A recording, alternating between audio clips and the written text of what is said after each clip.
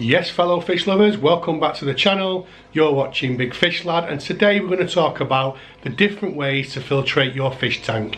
So I use 3 different methods to filtrate my fish tank. I have used 4 in the past, and the one I used to use years ago doesn't really exist anymore, and that's the under gravel filtration. Some of you watching this video probably never even heard of it, but it was the only really filtration that we used back in the day, and it's basically a little plastic sheet that goes under your sand or your gravel with 2 outlets where you blew air through, and that filtrated your tank. But we don't use that anymore, guys, but I do use 3 other methods in my fish room, so I'm going to show you those 3 different methods right now.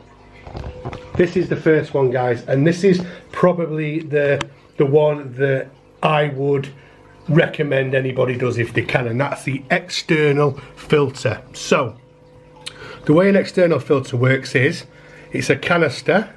It comes with, depending on the size of the filter, this one comes with 3 different trays, and in those trays you'll get some sponges, you'll get some bio rings, some bio balls. That's how it comes. A lot of people pimp their filters up and add alpha grog and biohome and stuff like that, but it comes with the sponge, the ceramic rings and the bio balls. What you also get is you get these pipes, which is an inlet and an outlet, and they come up to your tank. There's the inlet and there's the outlet. So basically it pumps water into the filter, into the canister, and then out back into the tank. The amount of media you get in an external filter is fantastic, especially if you're looking at the FX6 range, the big Fluval FX6s. They hold so much media. I'm a big fan of these Aqua 1 ones. I use these a lot and I highly recommend them, but my tanks now are not as big as they used to be, and these are quite good filters. That's the external filter, guys.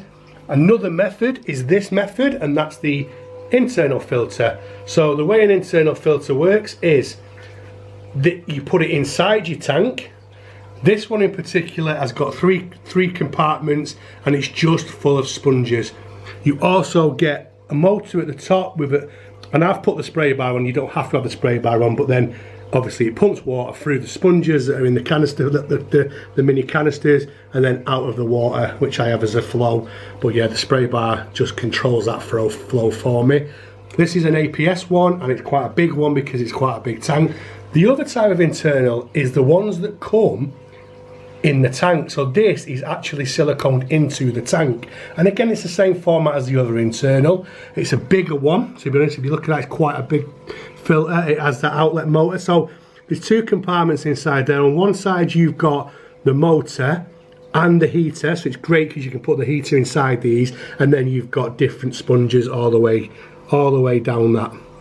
And that's another internal filter. So I've got 2 in this tank, just because obviously if you look at the stock in this tank, there's also a Plek in there, there's a Jag, there's a Texas, and there's the Midas cichlid. So I want to make sure I've got enough filtration on that tank.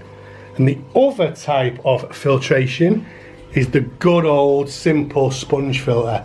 So these are becoming more readily available in the hobby. I'm seeing them a lot more. They're very simple. It's basically just a black sponge.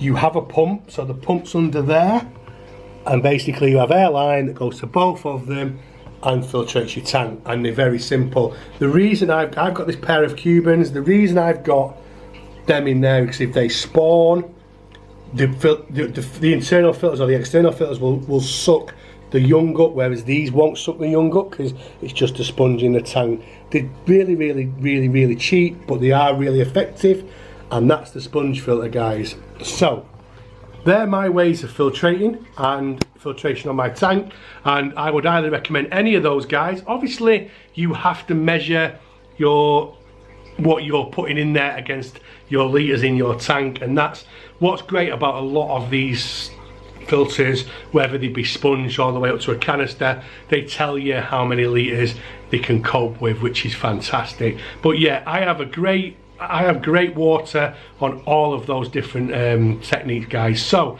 I would highly recommend any of them, really. Anyway, that's enough for me drawing on about filtration.